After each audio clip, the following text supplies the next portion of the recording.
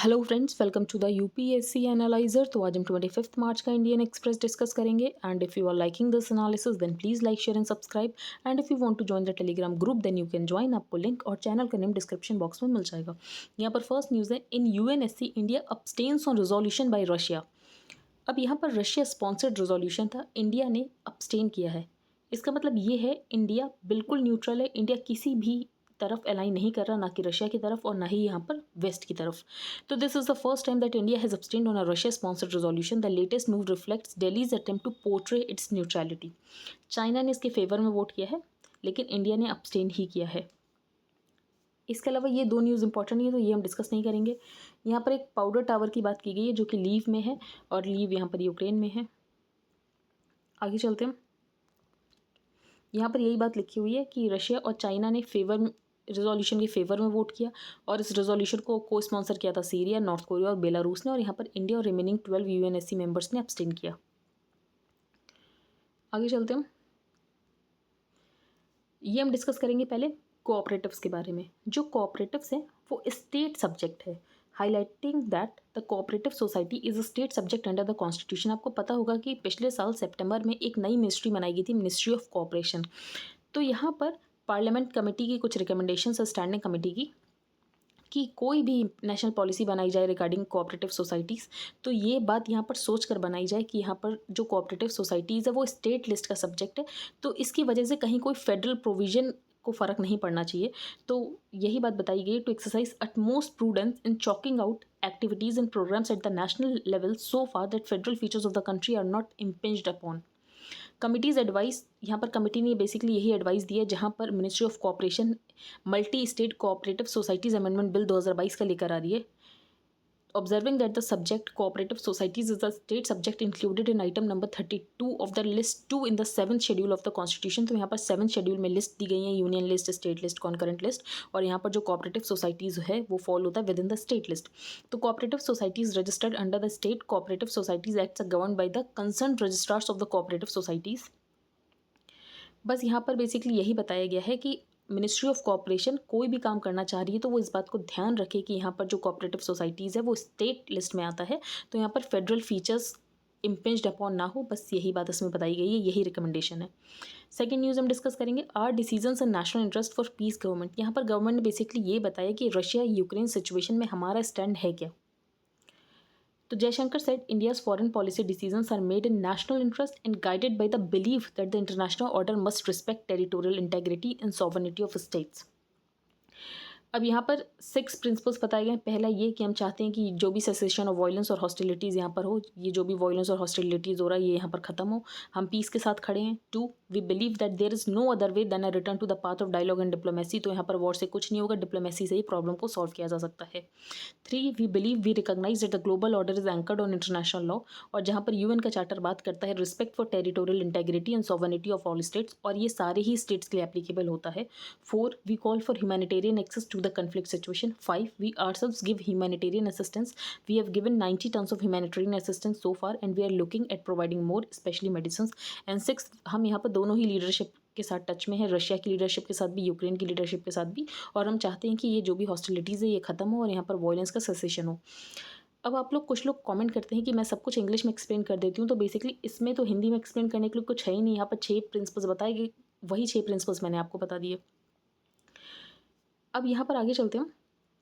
अब यहाँ पर वेस्ट का ये कहना है कि हम यहाँ पर क्रूड ऑयल ले रहे हैं रशिया से, लेकिन रशिया से जो हम क्रूड ऑयल लेते हैं वो बेसिकली 1% से भी कम लेते हैं। तो but he pointed out that less than 1% of Indian imports of crude oil is from Russia. अगर हम देखें तो हमारे जो इंपोर्ट्स होते हैं क्रूड ऑयल से वो बेसिकली होते हैं वेस्ट एशिया से, इराक से 23%, सऊदी अरेबिया से 18%, यूएई से 11%, और रशिया से हम बहुत ज़्यादा कम क्रूड ऑयल लेते हैं। ये हमने डिस्कस कर लिया। अब यहाँ पर एक हाउस पैनल से ये पता चला है कि बेसिकली जो यहाँ पर फार्मर्स की इनकम है वो बढ़ी नहीं है, वो और ज़्यादा कम हो गई है कुछ स्टेट्स में।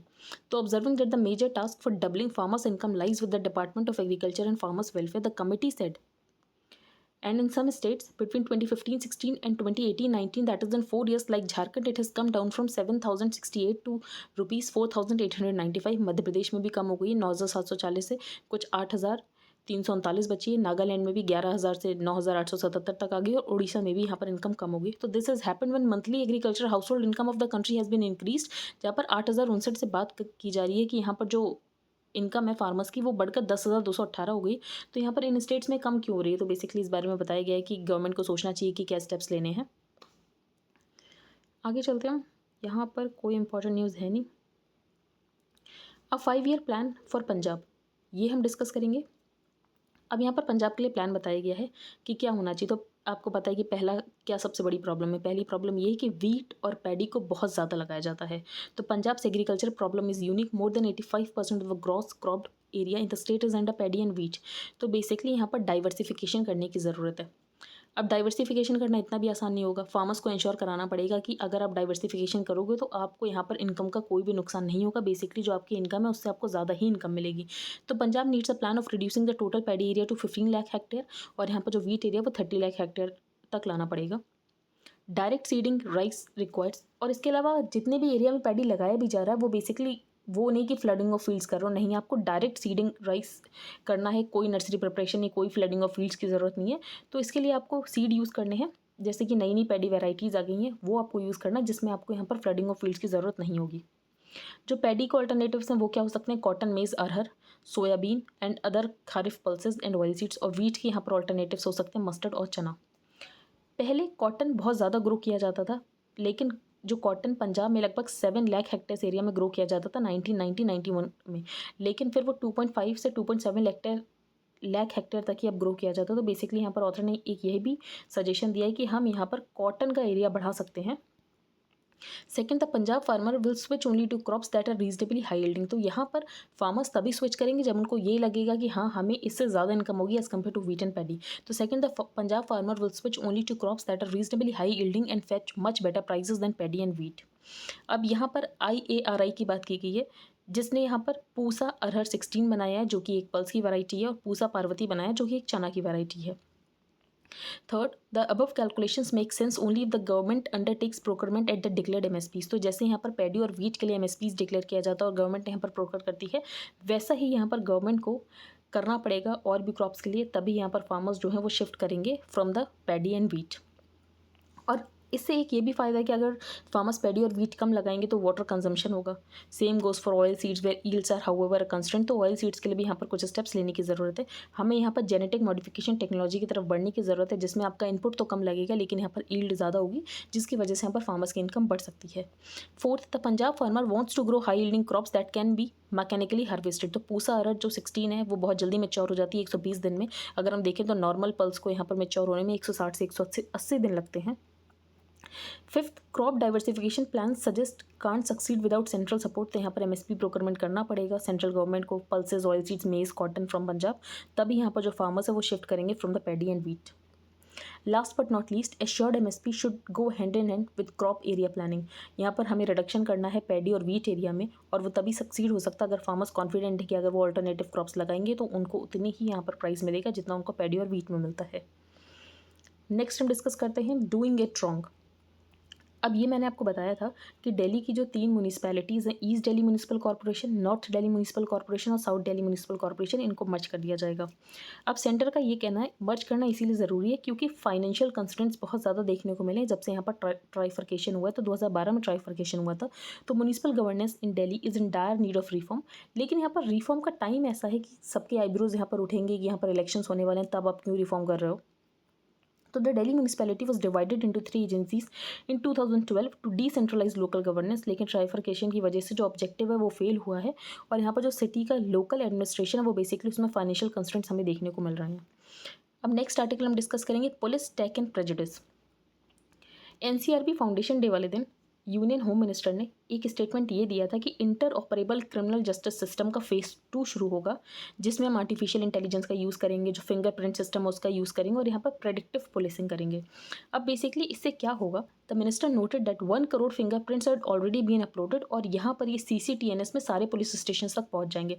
तो crime and criminal tracking network system से ये फिंगरप्रिंट सारे ही पुलिस स्टेशन में अवेलेबल करा दिए जाएंगे। इसीलिए क्रिमिनल्स को परस्यू करना बहुत ज़्यादा डिफिकल्ट नहीं होगा, आसानी से यहाँ पर क्रिमिनल्स को परस्यू किया जा सकता है। The small thumb impression machine can be added to a phone to capture fingerprint at checking points, public spaces et cetera. तो यहाँ पर फिंगरप्रिंट्स लोगों के ले लिए जाएंगे और यहाँ पर मैच किया जाएगा पुलिस के डेटाबेस से। तो if the fingerprint recorded matches with the police database, all information about a persons criminal record will be pulled up.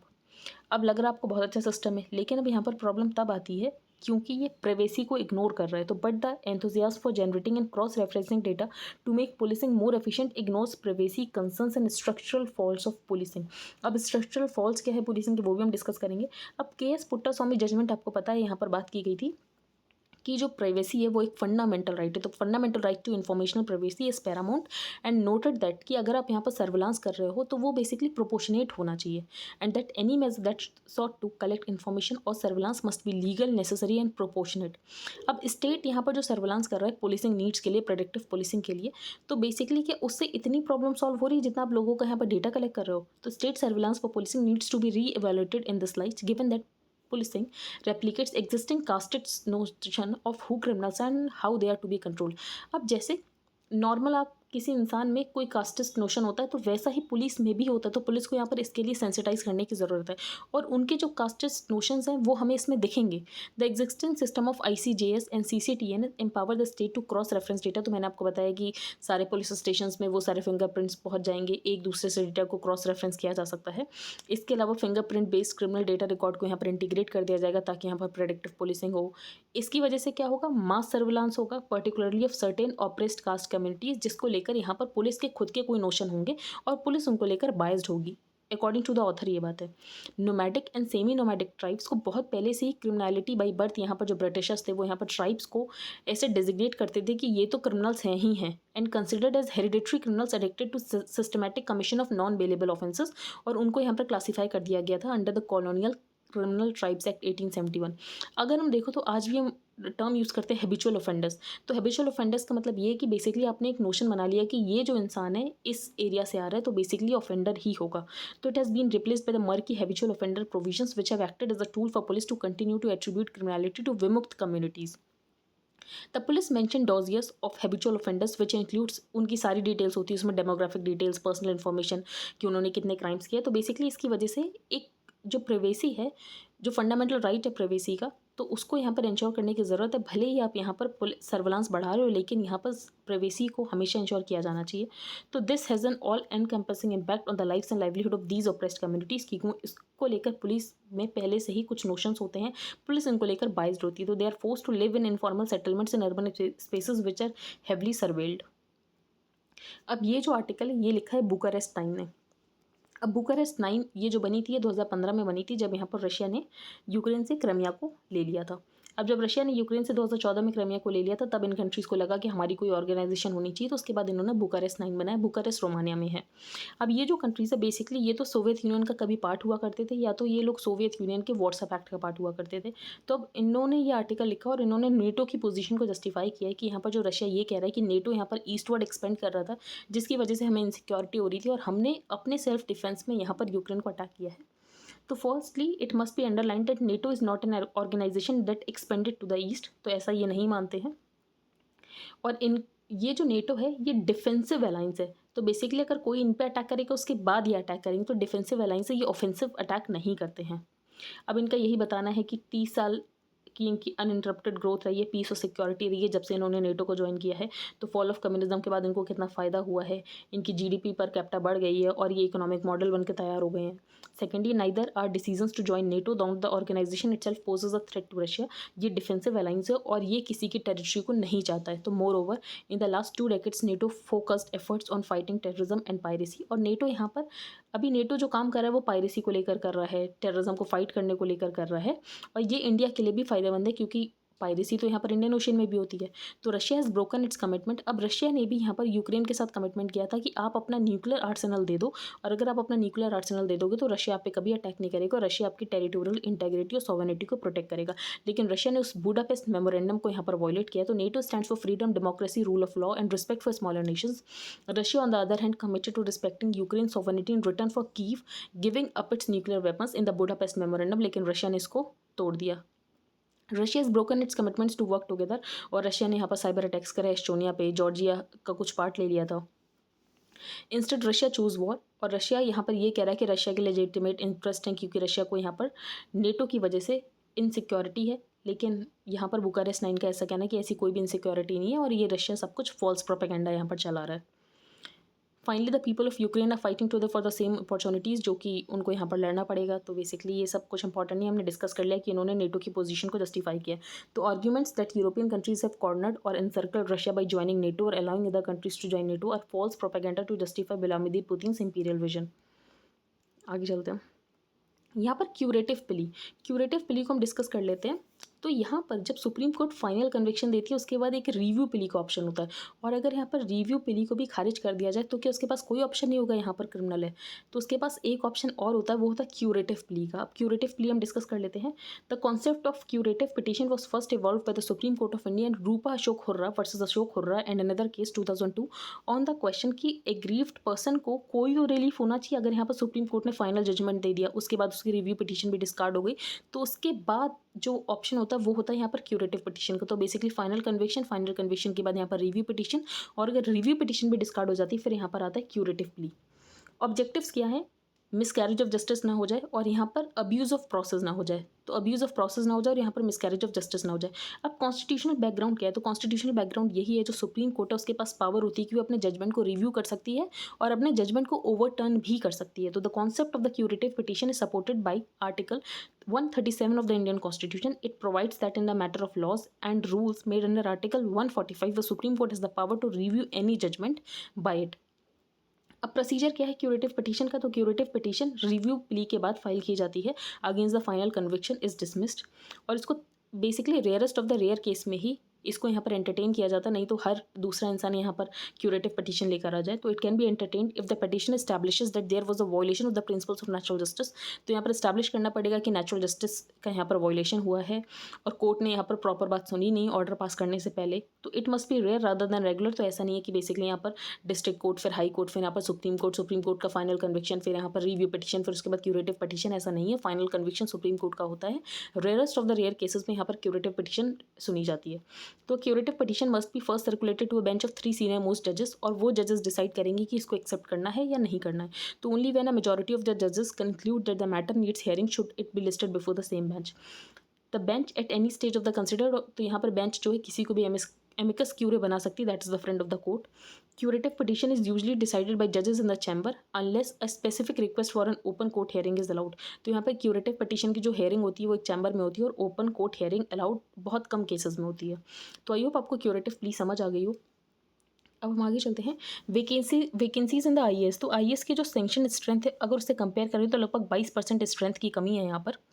तो there were 5231 IAS officers in the country, जिसमें से 1515 कम है। तो बेसिकली सेंक्शन स्ट्रेंथ है 6746 की, लेकिन जो हैं वो हैं सिर्फ 5231 ही।